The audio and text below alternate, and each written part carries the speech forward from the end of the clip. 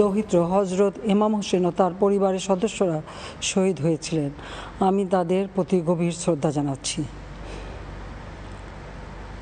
1975 সালের 15ই আগস্ট বাংলার মাটিতেও জাতির পিতা বঙ্গবন্ধু শেখ মুজিবুর রহমানকে সপরিবারে হত্যা করে আরেক কারবালা বাংলার মাটিতে সৃষ্টি হয়েছিল।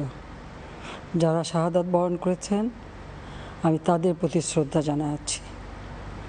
1971 সালে মহান মুক্তিযুদ্ধের 23 লাখ শহীদ এবং 2 লাখ নির্যাতিতা মা বোনের প্রতি শ্রদ্ধা জানাই।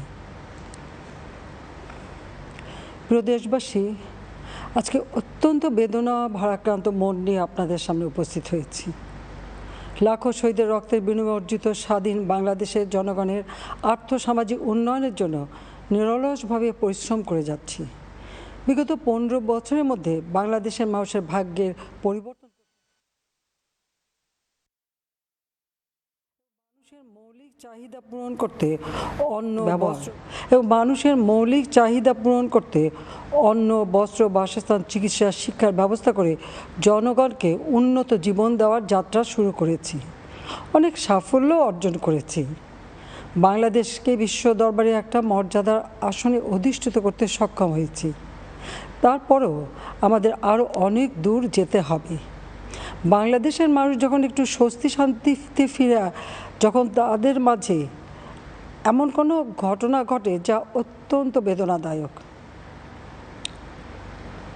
2018 সালে ছাত্র সমাজের আন্দোলনে পরিপ্রেক্ষিতে সরকার সরকারি চাকরিতে কোটা প্রথা বাতিল করে একটা পরিপত্র জারি করে। পরবর্তীকালে মুক্তিযোদ্ধাদের পক্ষ থেকে কোটা বহাল রাখার পক্ষে উচ্চ আদালত 2018 সালে জারি করা সরকারের পরিপত্র বাতিল করে দেয়। সরকারের পক্ষ থেকে পরিপত্র বহাল রাখার জন্য সর্বোচ্চ আদালতে আপিল করা হয় এবং মহামান্য আদালত শুনানির দিন ধার্য করে। এ সময় ছাত্ররা কোটা সংস্কারের দাবি নিয়ে আবারও আন্দোলন শুরু করে।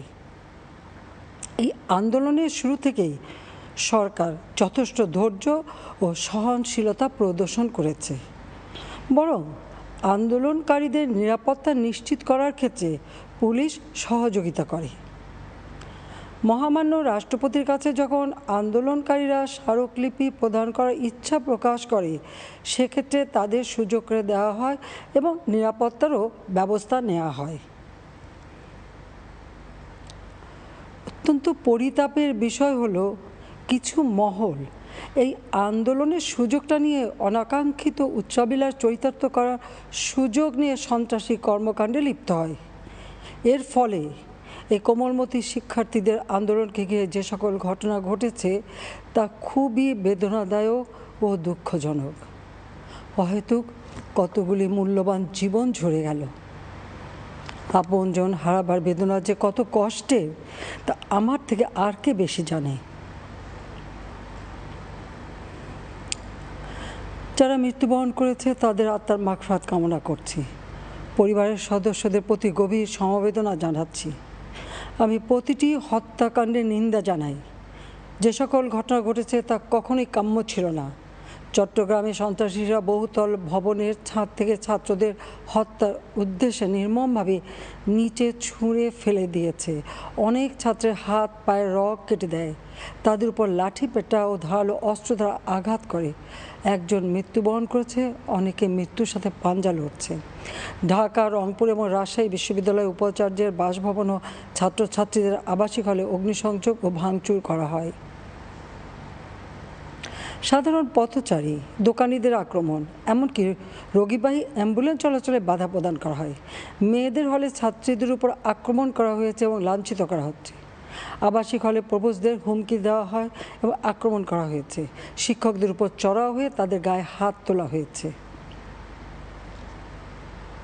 আমি বিশ্বাস করি যারা কোটা সংস্কার আন্দোলনে জড়িত তাদের সাথে এই সকল সন্ত্রাসীদের কোনো সম্পর্ক নেই, বরং সন্ত্রাসীরা এদের মধ্যে ঢুকে সংঘাত ও নৈরাজ্যকর পরিস্থিতির সৃষ্টি করছে।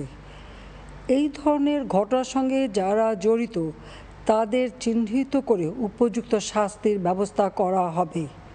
যারা হত্যাকাণ্ডের শিকার হয়েছে তাদের পরিবারের জন্য জীবন জীবিকা নির্বাহের ক্ষেত্রে যে সহযোগিতা দরকার তা আমি করব। আমি দ্ব্যর্থহীনভাবে ঘোষণা করছি, যারা হত্যাকাণ্ড, লুটপাট ও সন্ত্রাসী কর্মকাণ্ড চালিয়েছে, এরা যেই হোক না কেন, তারা যেন উপযুক্ত শাস্তি পায় সে ব্যবস্থা নেওয়া হবে। আমি আরও ঘোষণা করছি, হত্যাকাণ্ড সহ যে সকল অনভিপ্রেত ঘটনা ঘটেছে, সুষ্ঠু ও ন্যায় বিচারের স্বার্থে সে সকল বিষয় বিচার বিভাগীয় তদন্ত করা হবে। কাদের উস্কানিতে সংঘর্ষের সূত্রপাত হলো, কারা কোন উদ্দেশ্যে দেশকে একটি অরাজক পরিস্থিতির দিকে ঠেলে দিল, তা তদন্ত করে বের করা হবে। আমি আন্দোলনরত কোমলমতি ছাত্রছাত্রীদের নিরাপত্তা নিয়ে অত্যন্ত উদ্বিগ্ন। এই সন্ত্রাসীরা যে কোনো সময় সংঘাতের পরিবেশ তৈরি করে তাদের ক্ষতি সাধন করতে পারে। তাই শিক্ষার্থীদের পিতা মাতা, অভিভাবক এবং শিক্ষকদের প্রতি আমার আবেদন, তারা যেন তাদের সন্তানদের নিরাপত্তার বিষয়ে সজাগ থাকেন। একই সাথে সকল শিক্ষা প্রতিষ্ঠানের ছাত্রছাত্রীদের নিরাপত্তার বিষয়টি বিশেষভাবে নজর রাখেন। সরকার হাইকোর্টের রায়ের বিরুদ্ধে সর্বোচ্চ আদালতে আপিল করেছে। আপিল আদালতে শুনানির দিন ধার্য করা হয়েছে। আদালত শিক্ষার্থীদের কোনো বক্তব্য থাকলে তা শোনার সুযোগ সৃষ্টি করে দিয়েছে। এই আইনি প্রক্রিয়ার মাধ্যমে সমস্যা সমাধানের সুযোগ রয়েছে।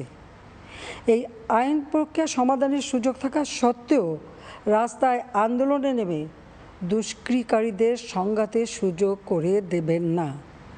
সর্বোচ্চ আদালতের রায় আসা পর্যন্ত ধৈর্য ধরে অপেক্ষা করার জন্য আমি সকলকে বিশেষভাবে অনুরোধ জানাচ্ছি। আমার বিশ্বাস, আমাদের ছাত্র সমাজ উচ্চ আদালত থেকে ন্যায় বিচারই পাবে, তাদের হতাশ হতে হবে না। ইনশাল্লাহ মুক্তিযুদ্ধের চেতনায় আমাদের প্রিয় মাতৃভূমিকে সকলের সহযোগিতায় স্মার্ট বাংলাদেশ হিসেবে গড়ে তুলব। আমি আবারও এই অনাকাঙ্ক্ষিত ঘটনায় যারা নিহত হয়েছেন তাদের জন্য গভীর দুঃখ প্রকাশ করছি এবং পরিবারের সদস্যদের প্রতি আমার সমবেদনা জানাচ্ছি। খোদা হাফেজ। জয় বাংলা, জয় বঙ্গবন্ধু, বাংলাদেশ চিরজীবী হোক।